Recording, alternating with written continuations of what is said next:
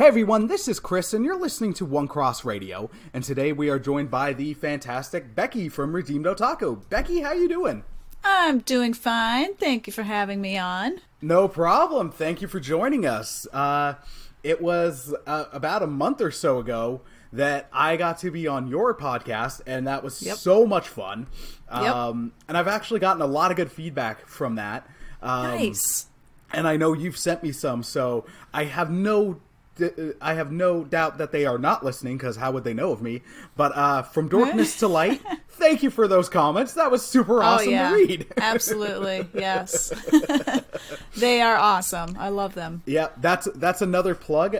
So, dear listener, if you haven't checked them out, go check them out. Becky, could you actually tell us a little bit about them? Because you introduced me to them, but you know them more. Yeah. Well, I mean, I know them through just, interactions on Twitter. But I believe they first started listening to me and sent me, tweeted at me or something. So I was like, oh, okay, I'll check out a podcast, because I'm always willing to check out, new podcasts.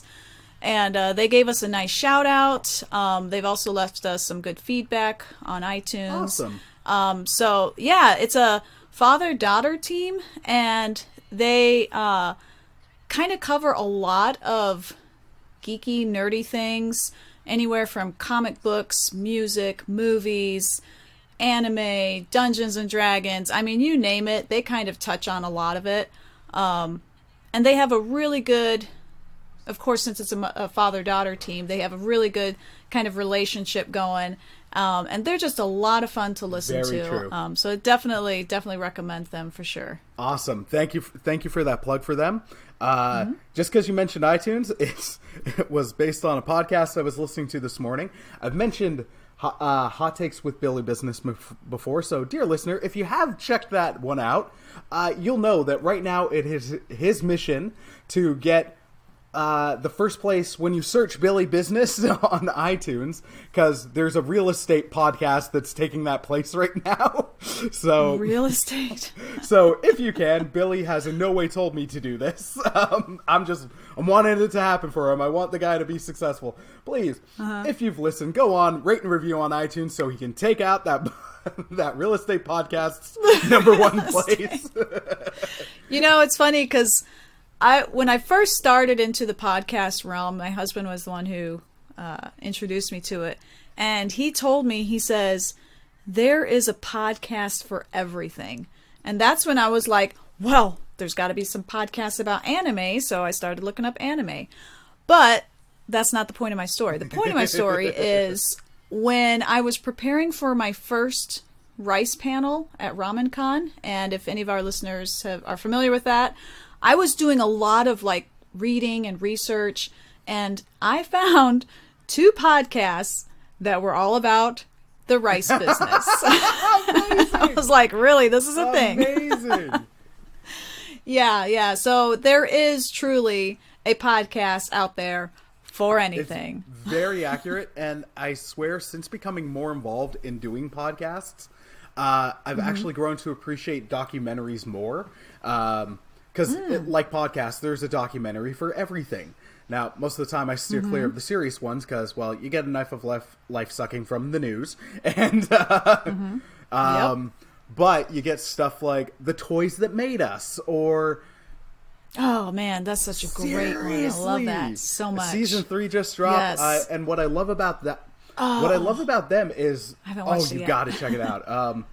But what I love about them is how it's not just a documentary about the toys, because as much as I love toys, that could be boring, but they do tie it in with, it's also half a documentary about the toy line, but also a documentary about the thing that inspired the toy line. So you're getting a lot of... and the people behind it, and You're getting so much great information.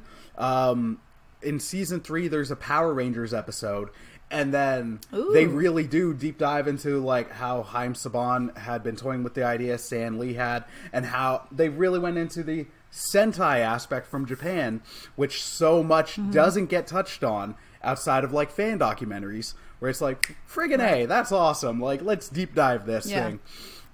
Nice. All right, but speaking of diving, let's dive in, shall we? Right. So this is our a chat with. So I've got a bunch of questions for you. Oh boy! Yeah.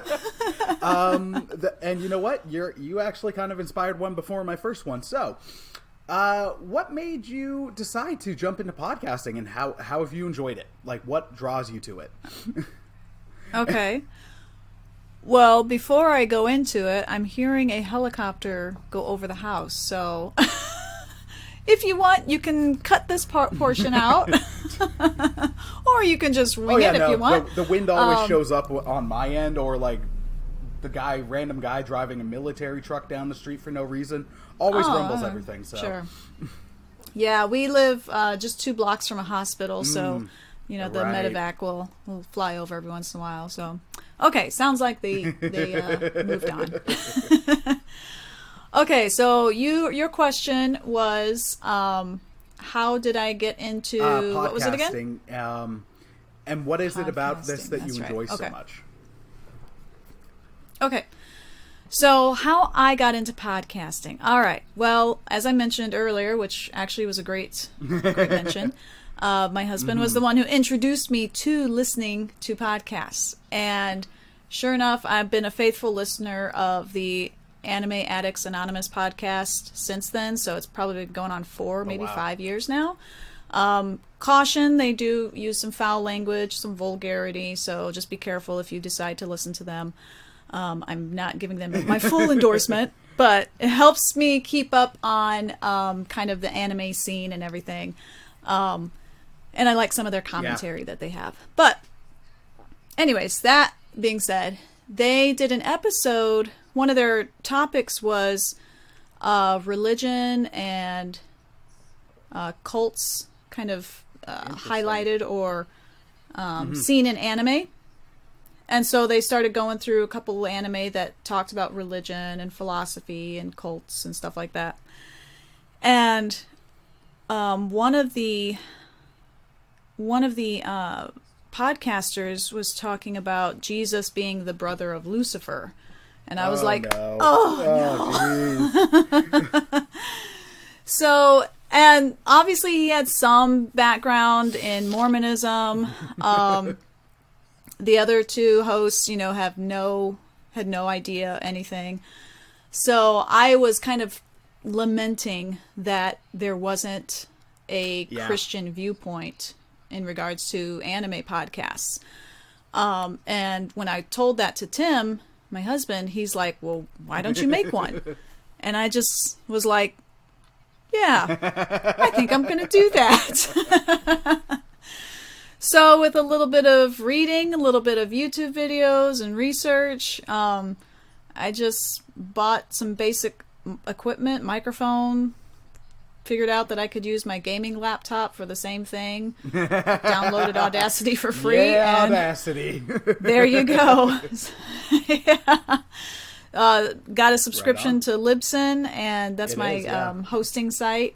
And and I guess the rest is history. But the one thing I do enjoy about it is it's helped me kind of focus my anime viewing and be a little bit more conscientious about it. Because I do take my faith seriously. And I want to be trained and disciplined in my thinking in regards to theology and what the Bible says, and I want to be careful with what I'm taking in from the world and from secular sources. So it's helped kind of train me in that sense. And I get, when I do a review on a show, it's really cool because we get to talk about the gospel, and it is an awesome thing to talk about the gospel. You've been doing that on the episode where it was we were talking Pokemon Origins. I'm like, I'm seeing stuff that I wasn't even deliberately looking for, and it's awesome. It's so much good to do. Yeah. And another aspect that I don't want to forget is I get to meet awesome people like you. Oh, thank you. So it's been kind of a nice broadening of my horizons. So there's some very cool people out there doing a lot of the same stuff that I'm doing in different niches of geekdom, and it is just cool to be part of that community. So thank you for what you do. Oh, well, thank you. I appreciate that. That's a callback to the other episode. Well, yeah, wow, seriously, thank you. Didn't see that coming. So, I actually know on our episode of Redeemed Otaku, you started to share this, but I'm still going to ask you, can you share a bit about your testimony? Oh, sure. Okay. So, I grew up in the church, conservative, independent, fundamental Baptist, very strict standards, some would say legalist, and probably correct in that assessment. But I was, I was 18, and I was the good girl. Didn't wear pants, didn't smoke, didn't drink, didn't do any of the things that you're not supposed to be doing as a Christian. I went soul winning. I had scripture memorized. I've made a couple professions of faith, throughout my, starting young and then kind of preteen. Yeah. But I had always kind of depended on my own, first off, on my saying the prayer. Well, I did say the prayer back when I was 14. And then look at all this stuff that I've done. So surely I'm going to be going to heaven, right, God? Right? When I was 18 in youth group, the youth pastor was doing a little bit of a highlight every week. He wanted to have volunteers kind of stand in front of the class, and this is a group of 20, maybe 25 teenagers. So he wanted volunteers to stand up each week for however many weeks, and give their testimony. Well, immediately, me being the proud little Christian girl, I raised my hand, and yes, I'll give my testimony. So he set me up. We knew which Sunday we were kind of slotted for, but the Sunday before I was to give my testimony, one of the other guys gave his testimony, and his was kind of centered around a big life event. He had a house fire, and there was a lot of kind of life-threatening things that happened, and kind of made him realize that he wasn't saved, and God used that to call him. Right. So it was a pretty emotional testimony, because he was a staple in that youth group, so everybody knew him, where I was kind of more of like the newcomer. I'd only been attending for a couple years, so a little bit of emotionalism going through, and everybody's kind of crying and everything, and I'm kind of sitting up in the front, and yeah, I was moved, but I'm sitting up in the front. I'm like, okay, that was a good testimony. Sure. And the youth pastor got up and was kind of commenting about that, because again, he was part of that whole ordeal and kind of gathering around this family that had this event. And I don't know why he said it. Obviously, the Holy Spirit. I do know why he said it. The Holy Spirit told him to say it. Yeah. For lack of a better term. But he said that just because you've been sitting in the pew, doing all the right things, saying all the right things, doesn't make you saved. You have to realize that you're a sinner in need of a savior.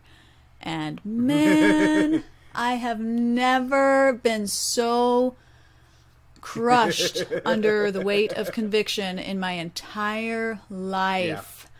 I just literally wanted to melt into my seat and broke out into a sweat, because I knew that is exactly me. I was living the hypocritical, pharisaical life, stacking up my good works against my sin. Right.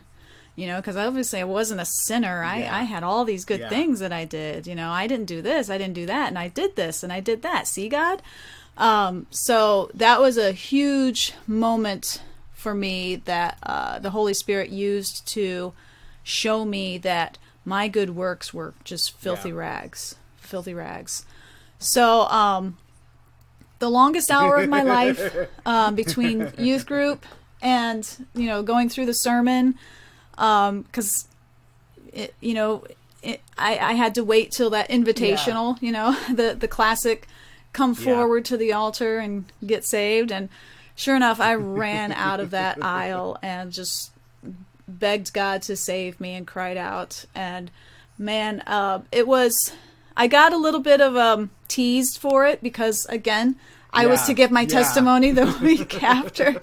And the youth pastor, of course, was very happy for me and everything, and I appreciate that. But he's like, "Oh, so you were going to give your testimony? You had to make sure you had one, right?" That's such a youth pastor joke. Yes, I know, right? Right. But man, it was a moment in time that I will never forget. The Holy Spirit gripped me and gave me new life, and I cried out to God in repentance and faith, and and I've never been the same. So awesome. Well, thank you so much for sharing that. I think it's a great story and a great showing of God's grace, and the grace-filled pile drivers and dam breaks that He'll give us along the way in His pursuit for us. Yep. So. The next question is, when did you start Redeemed Otaku? Wow, when did I start Redeemed Otaku? I do believe it was in 2016. I think our first episode was April, if I remember correctly, April of 2016.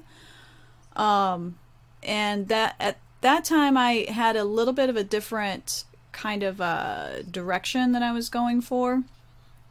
I had my brother-in-law Jeremy, who is a big anime fan, and he's actually working to be a missionary to Japan. So I was like, dude, you got to do this with me, and maybe even we can find some support for you or something. And I still want to do that. I still want to be able to support him through the podcast. But I also had my best friend Angeline doing it with me because she has at that time had a teenage son who was big into anime, and she wasn't terribly familiar with it other than just she knew that I liked it and she knew that her son liked it. So it was kind of bringing in this different perspective of the parent who may see differently what anime has to present, and here I am coming at it from a Christian perspective saying, no, anime's not all porn. There's actually some good stuff out there. So we kind of had a little bit of a different dynamic, a little bit of a different goal set. It's changed kind of somewhat since then. I still think that it has some value in the sense to pass on to people who might not be familiar with anime, in the sense that they're a parent and they have a child or somebody that they're influencing or raising. So I think I could still offer that because that was kind of my goal. Oh, absolutely. But now it's kind of merged more into reminding us Christians who are into anime about the gospel, and that Jesus is better. Awesome. Well, thank you for sharing that, and I definitely think you still can do the thing where it's like, if I knew any parents who were asking, I'd be like, I can point to you and the podcast to be like, look, they break it down greatly, and they show where the gospel is in this, so it's awesome. It's like how you can with Hector with Faith and Fandom, and Cardboard Koinonia with board games. They got a board game ministry. I'm like, look, if you got any deep questions, ask these guys. Yeah. Or any of the number of pastors who do D&D. I'm like, we can't be in the 80s scare anymore. There's answers here now. It's funny because I've had some feedback from listeners, and I've had a few that aren't Christian. So that's actually kind of interesting because I wasn't expecting that. Some good feedback, and if someone like that who's never heard the gospel gets to hear the gospel for the first time because of my podcast, bonus. Exactly. Exactly. Well, that's almost like the prayer, right? Like, I know with mine, I don't go into the gospel stuff as much as you do, which has been a fun conviction for me. But it's like, at the same point, I'm still praying like that they will hear something, even like God can use it. So yeah. Definite bonus. Yeah. When you said the prayer, I thought you meant the Celine Dion. Andrea Bocelli. Was it Andrea Bocelli? The prayer, which we had that sung at me and my husband had that sung at our wedding. So it's been a long time since I thought about that. Both are awesome. It's Celine friggin' Dion and Andrea Bloody Bocelli. I'm definitely gonna rock his Christmas album after this. So good. And then Celine Dion because it's also so good. She's so weird, but man, she's got some good Christmas songs. Well, she's an odd duck, but that lady can sing like nobody's business. To go on a brief side tangent, like I loved with Deadpool 2 how they had her rocking the chorus, like how they had her rocking the theme to the movie. It was like her Bond theme for the potty superhero flick, like wow. But That's she was hilarious. like she was belting it out like it was the Titanic theme. Like it's a great song, and now I'm like, oh man, Adele's got some competition for a great Bond theme. That's hilarious. Yeah, no, it's I enjoyed Deadpool 2, but that's a whole different conversation. And, but the theme was bumping, and Celine was awesome, and I want another Christmas album. All right, funny. so just because this one actually came up after I posted or reshared the episode, someone's like, "What is otaku?" So, for those who don't know, what is otaku? Okay, well, otaku simply means nerd. Now, when used in Japan... Oh, what do you laugh? Sorry, anytime anybody just says nerd, I think of the clip from The Simpsons when Homer goes to college, and he sees the kid walk by with the glasses, and just from the car, he rolls down the window, and he's like, nerd! Sorry, it's just anytime. That's automatic association. Please go on. Okay. So when used in context of Japan, it's actually got a very negative connotation. Okay. So if you are called an otaku in Japan, it's like fetishized, if I can say it. Basically, you have a fetish, almost like a fetish, for that thing that you're obsessed over. Gotcha. Typically, so it's you don't want to be called an otaku in the Japanese context. Right. In American context, it is a little bit more lenient. Like I said, kind of more along the lines of just nerd. I kind of waffled back and forth on using the term otaku, but then I'm like, I'm not doing this for a Japanese audience. I'm doing this for the American audience. And I kind of want to, and it's a great word to describe exactly the fandom, because any fandom, but the anime fandom, they are typically on the outskirts of, or they have been. It's becoming a little bit more, what's the word I'm looking for? More accepted, more normalized. Yeah. So the otaku aspect of it, the Japanese nerd, the Japanophile, I guess you could say too. Yes.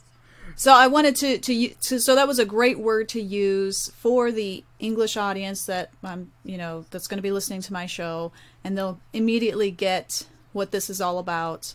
So yeah, it's a anime all right, nerd. right on. Well, sorry, every time. Thank you for describing that, and I also think you get away with it because, as you pointed out, in the Japanese context, there is that fetishization. That's not anywhere in your episode, so you're definitely good. Yeah, and anime is I think it even used to be almost like beyond those, beyond the Pokemons, the Sailor Moons, and Dragon Ball Zs. Like those few accepted crossovers in the 90s, someone's going to the hospital. Yeah, I know. Beyond those, like you were even more outcast than you would be if you were into comics. But now, since even nerd itself, nerd used to be an insult, geek used to be an insult, and now those two words are borderline interchangeable, and they're like, it is the big thing. You wear it as a badge of honor now. Exactly. So you rock it, is what I'm saying. So, what are some of your favorite anime? Ooh, okay. So, when I have to choose one anime as my favorite, okay, quotes favorite, because I would have to say Sailor Moon, because that was one that I kind of made me fall in love with anime when it was serialized here in the States back in the 90s. But when it comes to like my top 10, I have about 30 anime that any given day I would tell you they're in my top 10. Yeah. So just to name a few, Wolf's Reign, 12 Kingdoms, Princess Mononoke, Spirited Away, Noir, Madoka Magica, and Steins Gate, and probably another 30 more. So, yeah, there's a few. Right on. Before I ask the next question, I did want to give a shout out a little bit, and sometime if you're interested, once I find out the title, I'll send it to you. But my buddy Christian listened to our episode of your podcast when I reshared it. Yeah. And then he was like, awesome. He's like, that was really interesting. But dude, also they did do an abridged Dragon Ball Z that cuts out like all the fillers. So he's like, you gotta check it out. So I'll find out the title. Dragon Ball. I think it's Kai. Okay. I think it's Dragon Ball Kai. Yeah. Okay. All right. Now I might check that one out just because you don't have to watch like 14 episodes of Kamehameha being charged or something. Hector, I'm sorry. I don't have your patience, man. One day, if this is my motto, or not my motto, but this is what I say I'm going to do.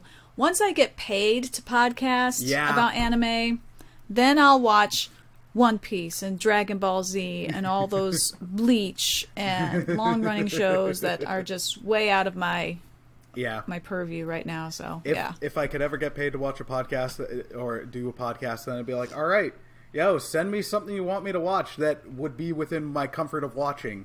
Because if you're like, hey, I want you to review this, I'm gonna be like, no. But you get what I mean, where it's like, all right, I'm getting paid, so I got this, I'll make the time to do this. Right on. So this is also kind of inspired by the xenomorph I see behind you. What are some of your favorite non-anime media?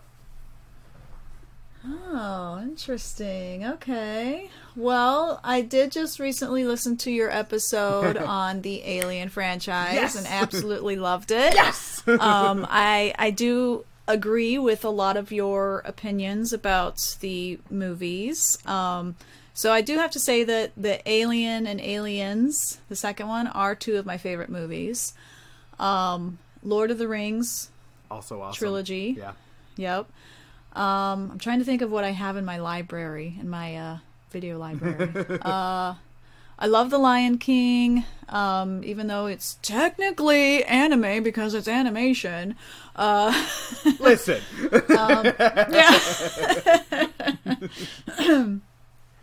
What else?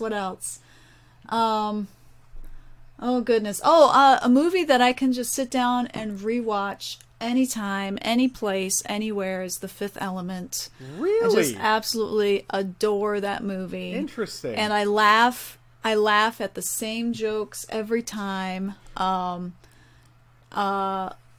one that I could watch over and over again is Willow. Yeah, I guess that's a couple. I also noticed the Jurassic Park shirt you're rocking. Yes, so this is my sweatshirt that Tim bought me years and years ago, before the Jurassic World came out. So it's a pretty old, the color's a little faded, but it's the Clever Girl. And I've always loved graphic tees and tees and gear that reflect your fandom. But I don't necessarily want it to be overt, if that makes sense. Like, I don't want, I love Sailor Moon, but give me something that's a little bit more low key. So I don't need Sailor Moon's face, plastered right on my back or chest or whatever. So this is one of my favorite sweatshirts or to wear because it just says "Clever Girl" in the text or the font of Jurassic Park, and so it's kind of like low key Jurassic Park, I definitely get that. You can't see it because all you see is the hoodie. But I'm rocking a Spider-Man 2099 shirt where I'm like, I get to share my love of Spidey 2099, but not everybody gets the reference. So then when you do, it's like, I see you. Yeah. I see you, fan. Yeah. It's just like, it's the deep cuts, but then it's like, oh, what's that? And it's like, all right, let's have a story. Yeah. And I always try to call out whenever I see anybody with any sort of anime fandom t-shirt or something. I'm like, always like, dude, I like your whatever, your hat, your shirt, your whatever. But that reminded me of a story. I'm going to go ahead and share it. But so I went to a Bible college, a very small church Bible college. Okay. And I was a nerd. I was a nerd growing up, and I'm still a nerd, and I'm unashamedly a nerd. And even in my conservative, independent, fundamental Baptist, time, I was still a nerd, loving graphic tees. So at that time, you could only buy graphic tees at Suncoast Video. I don't know if anybody's familiar with that, but maybe some of your listeners are. But it was a video store, and they started selling like gear for t-shirts and hats and stuff. This was before you had access to like eBay and Hot Topic wasn't around. So it was kind of like, oh my goodness, you can buy t-shirts with your favorite characters on it. Who'd have thought that was a thing? I thought that was just for bands. Yeah, exactly. So I had a Space Ghost Coast to Coast t-shirt with Space Ghost, Brack, and Zorak. And it was just a small little print, nothing big or anything, nothing unassuming. And I would wear that down at college, in my culottes. And oh man, I was a mess. No judgment. Again, I wore torn jean shorts on top of torn jeans. No judgment. I don't even understand that. I don't even understand. But the pastor, dean, whatever, he kind of ran things. He came up to me one time and he's like, "Miss Becky, what are those characters on your t-shirt?"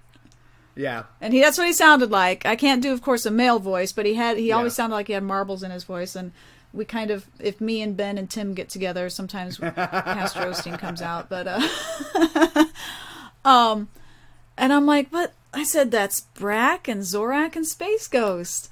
And he's like, those guys are just too weird. I don't want you wearing that shirt. They're just too weird." I'm like, aww. Yeah. So, yeah, but that's kind of always been my thing, to wear, graphic tees and, sport my fandom. And it'll probably never change. I'll be in my 80s and wearing probably the same sweatshirt. That's the thing I've told my wife. Like, look, if you're ever in doubt of what to get me, here's a list of t-shirts. She's like, "You've got too many t-shirts." I'm like, that's never going to change. There was a short-lived CFL expansion into the States in the 90s. Now, I don't care about football. Oh, it's the Canadian Football League. What I don't care about... Okay. Oh, no. I thought it was like Chick-fil-A They just came to Toronto. I'm like, I want to get me some of that delicious chicken. But there you go. They expanded into the States. Now, I don't care about football. I don't care about Canadian football. I'm just not that much of a sports guy. But there was going to be a team called the Miami Manatees. And their logo is a little manatee cradling a football with a helmet. I'm like, I have to have that on a shirt. That's outstanding. Gotta have that. No, and that's the thing. Like, you got to rock your fandom. You got to absolutely. All right, I know we've got we're on a little bit of a time crunch, so I'll try to. We got some time. It's only 11 here. Oh, it's only 11 here, right. So. Oh, sorry, my bad. Yeah. I'm thinking my time. No worries. So, you've done some panels at some cons, which is awesome. What would you say has been some of the highlights, and what has that experience been like? Okay, so I guess I could start from the beginning. So, my nephew is big into anime, and he was the one who was like, hey, there's one in South Bend, and we live real close to South Bend. There's one in South Bend that my Japanese class, because he's in, learning Japanese and all that. My nephew, so my nephew's pretty cool.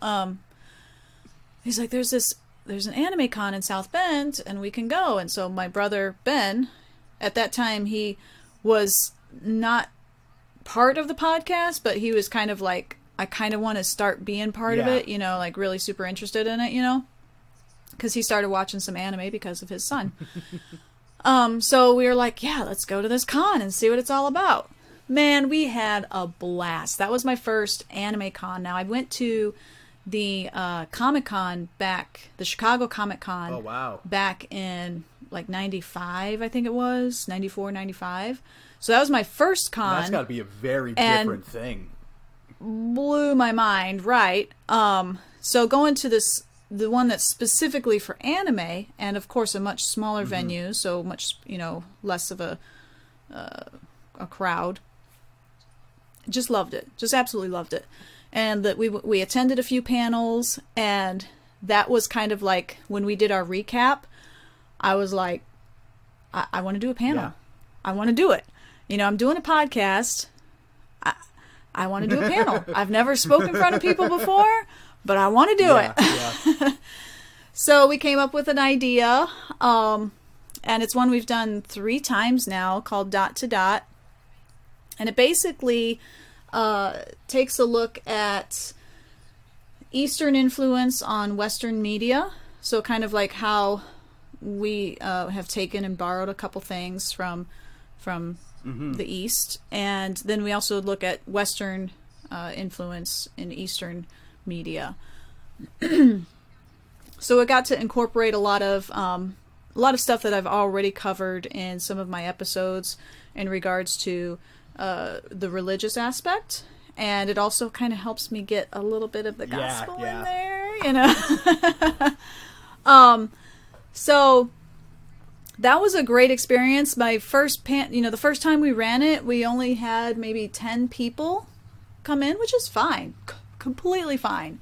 I'm never expecting like a big crowd, and honestly, if I got any bigger, if it got past much beyond that, I would probably freak out. And I did kind of freak out a little bit, but it was a good experience because thankfully I had, again, my brother who was helping me with it. He helped me. He ran the slides and kind of put all the slides together, where I was more just the idea person, like, let's do this, and maybe we could do this. And so I was comfortable working with him because, again, that rapport thing, I knew. And he actually has been a pastor in the past and preach. So he's had experience talking and speaking in front of people. So I knew that I could fall on him if I started messing things up or kind of freaking out a little bit. He could jump right in and take it away. So it was a really good experience for me. Kind of gave me a confidence boost that I never knew I needed, So, and I loved it. I absolutely loved it. And we got some good feedback from people, and it's been growing every year. We've actually had repeat attendees this year, which was awesome. Yep. Which also made me realize that we should probably change things up a little bit to kind of keep it fresh for them. Because if they're going to be coming, then I want to make sure that they enjoy it every time, and it's not just the same old material that we're going over. So that's the one that that's kind of our one that we've been running for the past 3 years. So that was one we did 1 year. And then the next year, I was like, I want to do 2 panels. So, just in random talking, actually in our recap of our second... So in our recap of second attending of RamenCon, but we were talking about, presenting the Dot to Dot panel. We randomly were talking about rice. And I was like, oh, I think Tim even said it. He's like, oh yeah, you could like cook rice or something. And then we can talk about how rice is in every culture, a major staple in every culture. And just blew up from there, So we've done that twice now, serving rice or making and serving rice. And again, something that we kind of ran into this year because we had we had repeat attendees, that we need to kind of change things up, kind of keep things fresh, do something a little bit different. And I hope that they continue to attend because they're going to get rice afterwards. They get to sample and it. Some lunch. Yeah. This is a bangarang idea. Yes. Exactly. So, yeah, and my goal is to build relationships because it is a small enough con to where I can build that little bit of that community. And since it's local, that's really nice because... There might be some connections there. Who knows? I don't know. Because it's in South Bend, but there are people coming from my area, coming from all over northern Indiana. So my goal is to have good, clean entertainment. I'm not shy about my podcast and what we do, and that I'm a Christian. It's something that I do comment on when I make my presentation. And thankfully, I've not had any pushback on that. But I want to be able to build those relationships and look for those opportunities to engage and maybe present the gospel in the future with some of my fans. No, some of my fellow otaku, I should say. Some of my fellow otaku. Well, that's awesome, and thank you for sharing. And that's something I'll keep in my prayers for you. Thank you. And I definitely share that. I would, as I was listening to your guys' stuff on a panel, and then Hector posted stuff from when he was on a panel. I'm just like, man, that would be a lot of fun. I'd love to be on a panel. I have no idea what I could represent because I'm not an expert in anything. So, anybody who's organizing a con, you need a panel guest who makes self-deprecating jokes, I'm your man. I think, honestly, for small cons, like, we've gone to the Anime Central in Chicago, which is a big one, which they're the industry. Right. Okay. So they have a lot of the artists and creators and publishing studios and things like that.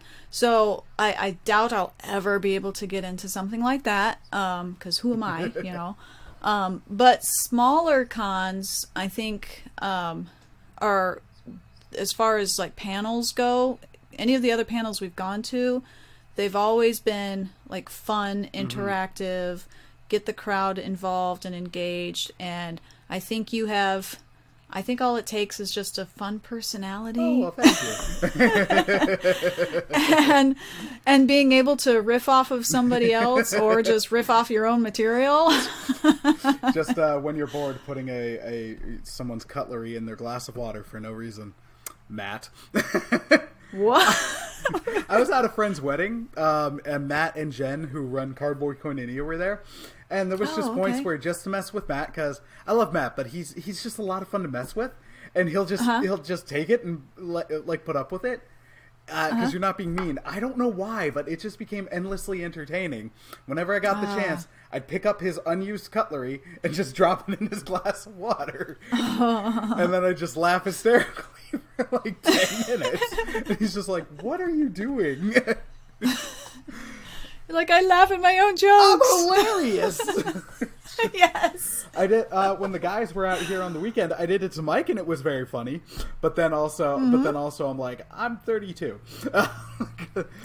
Just to share this story before the next no question. judgment. I did that to Mike, and then I did it with his fork, and I'm just messing with him because Mike and I have known each other since 6th grade, so you're the kind of friends that can give each other like a lot of grief. So, but he started with the grief right off the bat, and he's like, I haven't seen you, so it's all going to come out. And then I just started messing with him throughout the breakfast / brunch. I even put like the pepper shaker in his water for no reason. Oh, and no. then I'm just like, you ruined I had it. to order him a new water. I'm like, can you get a new water? I ruined my friend's. And then she's just like, can you get a new water? His friend gave him cooties, and it was awesome. Oh, it was done. It was done. If that's going to entertain you, I'm your guest. There you go. There you go. So sorry for that long side tangent.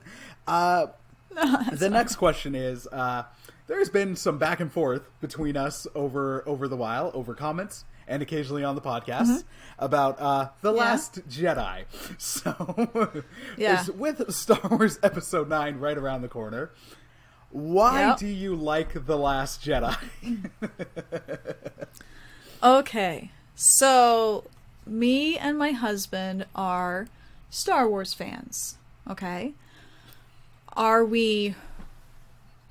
We've not read like any of the comics or the novels or anything like that. So we're not necessarily extended universe fans, okay? We own the original trilogy, unfortunately the remastered, not the original. They further edited on Disney Plus. Sorry, please go on. I haven't watched it yet. It's a small little thing, but in the scene where Han originally shot Greedo first, and then Lucas was like, well, no, Greedo shoots first, but he misses, and then they made it a lot closer together. They did it again, but then Greedo calls him something unsubtitled, and then he misses, and you're like, why are you adding more? This is why? Stop it! I don't know. Sorry. I don't know. But anyway, so I guess you could say we're casual fans, okay? So we're not like avid, diehard fans, right? Though we grew up with the original trilogy.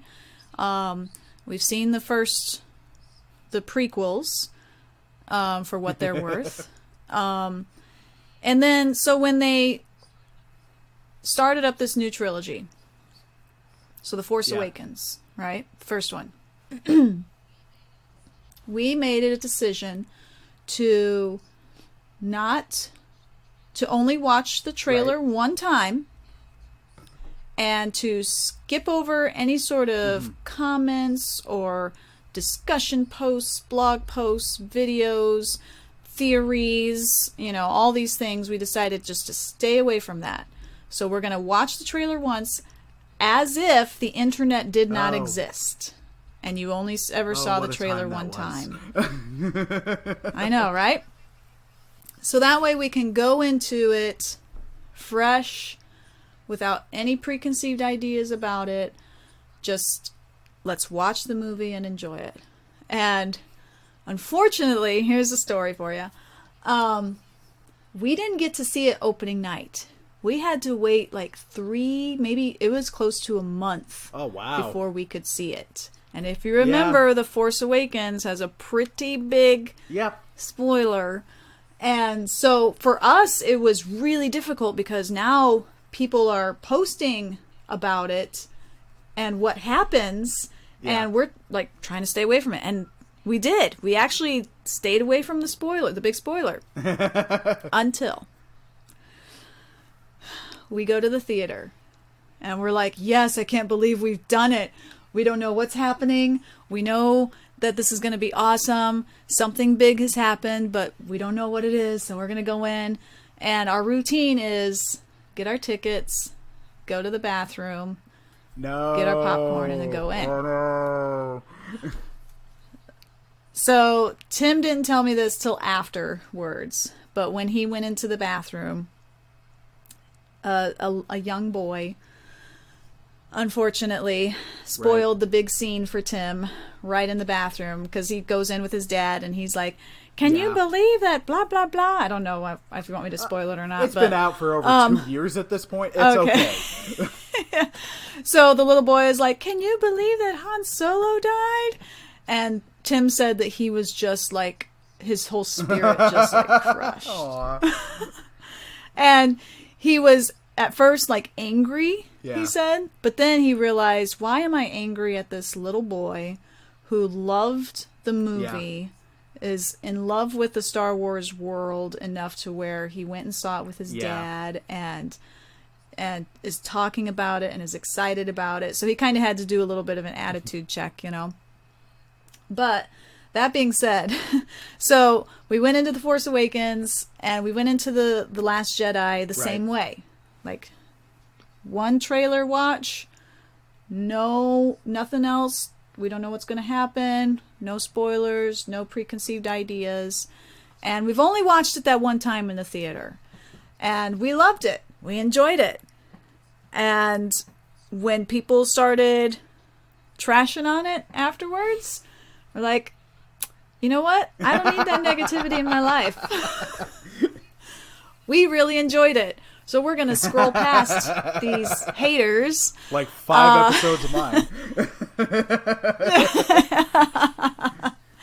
So I haven't watched it since then. It's been what, 2 years Something now? like that, Almost 2 years? Actually, 2 years. Like, because Solo dropped in May. Because Solo was last year instead of December, which did it no favors. Right.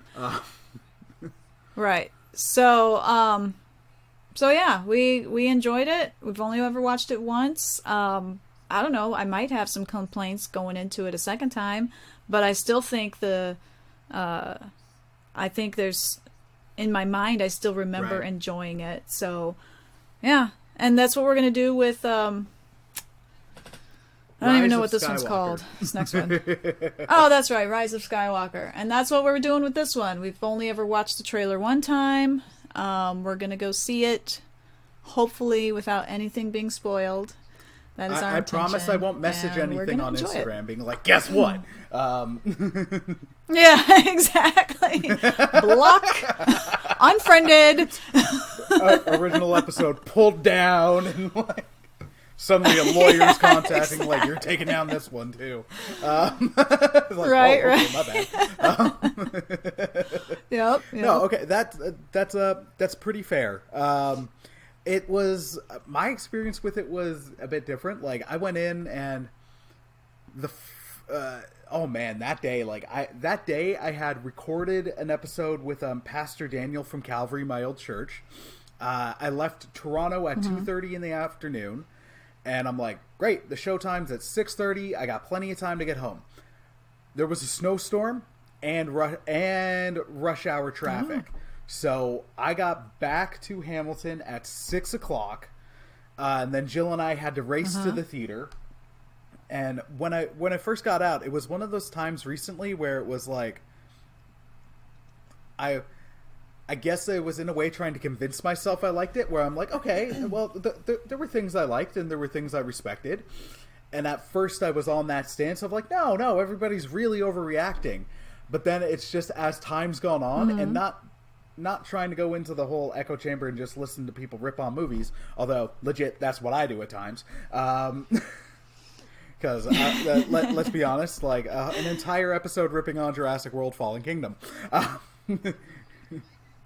That's all right. If I had my druthers, there'd be plenty of anime that I'd be like ripping on, but I don't want to isolate my fan base. So. And that's the thing. I'm like, it's happened enough on my show where it's like, okay, you know what? People are going to roll with this. They'll be fine with it.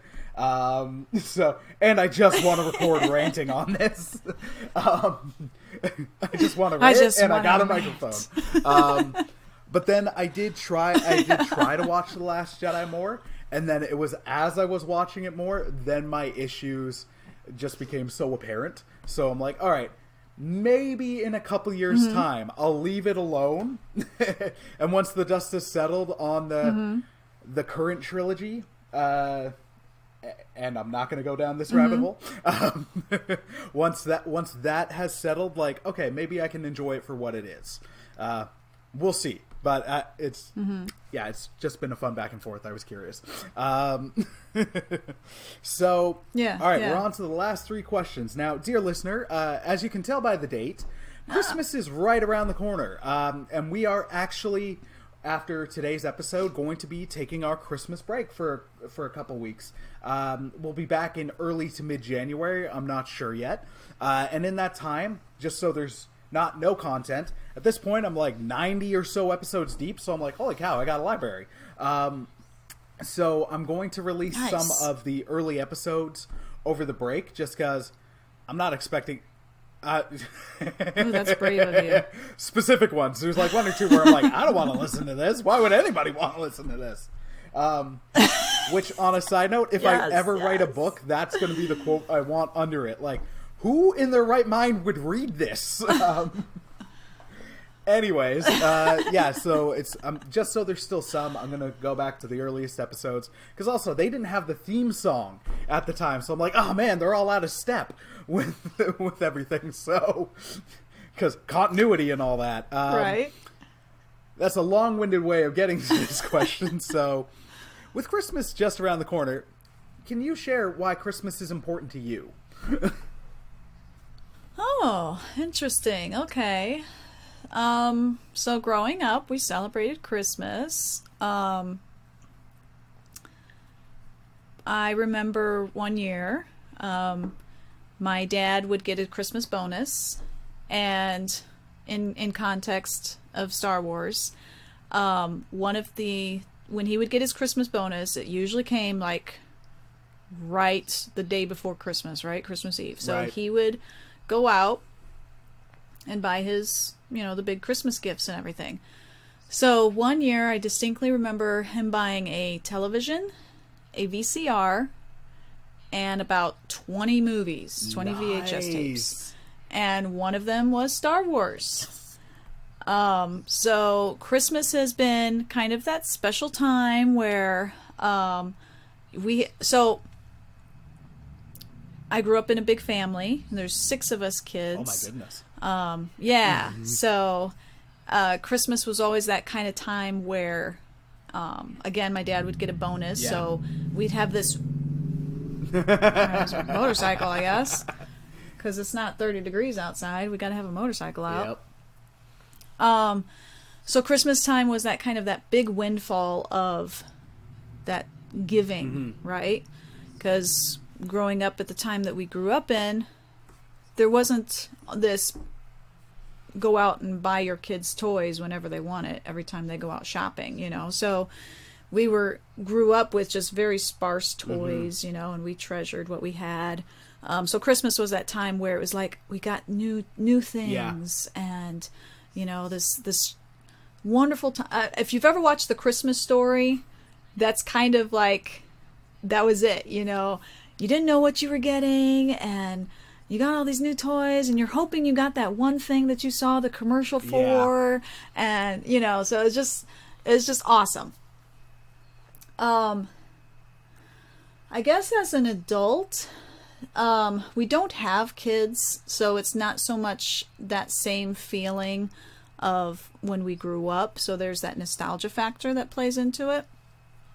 But as adults, it is, and as Christians, it is a great time that people are more open to talk about Jesus.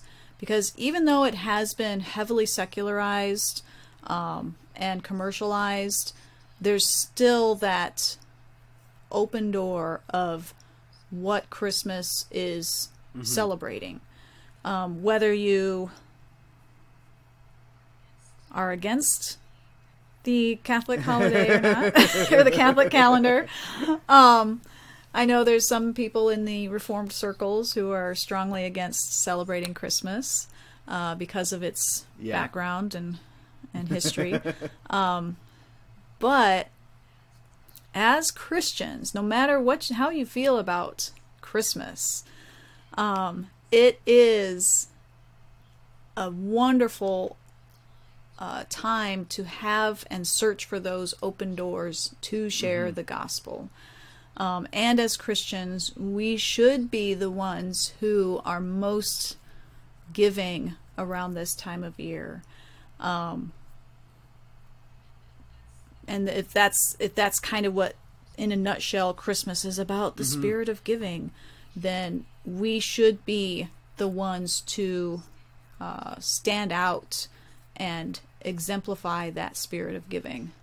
So, yeah, I guess in a nutshell, that's what Christmas, and it's also a time that we usually go and visit family and, just enjoy that time. So, yeah.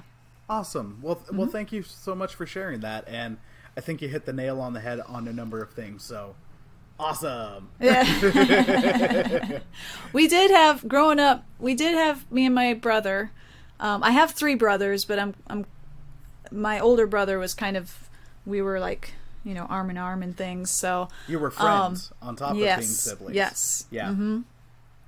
Mm-hmm. We would have a little tradition where, because my mom would buy like small gifts, throughout the month of December to kind of start accumulating stuff for Christmas, right? And we made it a point that I would find out what some of his gifts were, and he would find out what some of my gifts were. And then we'd be like, okay, I'll tell you one of your gifts if you tell me one of mine. So we, both of us at least knew what one item we were getting for Christmas. And that's always been a fun memory for me. So nice. All right, and that is a great one and leads us into our next question. What are some of your favorite Christmas specials or Christmas movies? Oh, like movies? Yeah, okay. Movies, specials. It could be friggin' episodes. Like The Office has some outstandingly hilarious Christmas episodes. Last Man Standing has some really good Christmas episodes. Community does. Like, if I don't know if anime does Christmas specials, but if it did, I'd be like, I'm in. Yeah, I mean, usually with a slice of life show, they'll sometimes have a Christmas episode, but I don't think of anything stands out in my mind. Some of my favorite Christmas movies, I already mentioned one, A Christmas Story, which, if you know the movie, it happened in the same town that I grew up in. Oh, wow. So there's this, it happened in the Hammond, Indiana area, and the scene where they're going downtown to go see Santa Claus, that's in downtown Hammond. Oh, wow. So that's kind of a fun, connection that we had growing up, because that was a movie that was regional. It was part of the region. And then when I would talk to people, have you seen A Christmas Story? They'd be like, what the heck is A Christmas Story? It's the greatest movie ever, because it happened in my city. So that's one of my favorite movies. White Christmas is one of my favorite movies, the musical with Bing Crosby and Rosemary Clooney. Jill's gotten me into that one, actually. Yeah. Very singable. Oh, yeah. Very singable. And so whenever our no family racism gets together, whatsoever. So it's no racism, but a lot of misogyny. Yeah, that's fair. So. That's fair. There is a bit of a trade-off there. Yeah, a little bit. But it's a product of its time, and I still love it. So, and anytime any of us siblings get together, no matter the time of year, one of us breaks out in that song, any of the songs, everybody starts singing it. So that's a fun one. I think those are the two. My husband would say, oh shoot. What's the name? It's a Wonderful Life. I've never seen it. And that's his favorite movie, and he razzes on me every year for not watching it. So I'm probably going to have to watch it this year, since we're going to go see his family this year. So yeah, that's one of his favorite movies. I love Andy Williams. Here you go. Andy Williams was my first crush as a 12-year-old girl. Andy Williams, his Christmas albums, I would listen to them all year long because I loved Andy Williams so much. That's me with Andrea Bocelli's so I'll Christmas break album. out. It's year round. Yes. Yep. So I'll listen to Andy Williams' Christmas album. I actually will probably be putting them in my car now that we're talking about it. I'm like, it is that time of year. Can break that out. So yeah. I guess that's all. Right on. I'm gonna share some of mine just because, well, why not? It's my show. Yes. So for me, it varies, and it also depends. Like, there's certain staples. Like, of course, Charlie Brown's Christmas. Christmas time is here, and just all the gloomy part of it, but it's still got a heartwarming center. There's one that not many people know. It was based on a book and then got made into a TV movie and starred, I can't remember the actress's name, but she played Hot Lips O'Houlihan from MASH. It was The Greatest Christmas Pageant Ever. That was one that aired on PBS back in the 90s. My aunt recorded it, so we as a family would watch it together every Christmas as we decorated the tree at my aunt's house, so it's got that nice. Heartwarming thing. The Muppet Family Christmas, where it also Muppet Christmas Carol is good too. Oh yeah, sorry, but no, Go it's fine. I give the edge out to the Muppet Family Christmas just because it weaves in the Sesame Street characters. It's also like legitimately funny. The Swedish chef sees Big Bird and starts instantly trying to figure out how he's going to kill him and carve him as turkey. It weaves in the Muppet Babies and Fraggle Rock. So you're like, oh my gosh, nice. it Avengers, like, but with the Muppets back in the day. And then ones I've just found recently where you're like, this is so bad, but so much fun. There was a Power Rangers Christmas special that is truly terrible, but a lot of fun. It's called Alpha's Magical Christmas. And the whole time, he's just upset that he can't spend Christmas with the Rangers because they're off saving the world. But then it's a robot singing songs about his faith in Jesus to a bunch of random kids with random kids in the command center. Are you serious? It's on YouTube. Look it up. You're just like... I am. That is hilarious. Like, this is wonderful. It's bad, but the right kind of bad. Yeah. It's so bad it's good. But then, I'll make the argument that they're Christmas movies, although not the traditional kind, and then I'll wrap it up with one after. But Die Hard, I watch Die Hard every single Christmas Eve. That's my tradition, because it is a Christmas movie. Fight me. And it's just so good. But then also, Batman Returns is a great movie in its own right, but for whatever reason, at times I do appreciate just like, as much as I love Christmas for how bright and loving it is, it's a dark take on it, but without like the cynicism or like without the like we're diving into the material and everybody sucks. It's like, no, it's a dark superhero movie, but with like dark versions of Christmas themes. It's wonderful. It's a messed up movie. Its first 10 minutes are so macabre and awesome and terrible. I love it. I love it so much. Batman Returns is outstanding. But then, of course, I gotta include Home Alone 2. Home Alone 2 is so good. I will take it. Oh, the I second will take one? it over Home Alone 1 any day of the week. Well, really? I mean, like, because he's in New York, isn't he? But also, I mean, like, look, for me, let's call a spade a spade. If I'm watching these movies, I'm not watching it for the story. Like, the first one is 90% the worst family ever, and then the last 20 minutes is the stuff you're there for.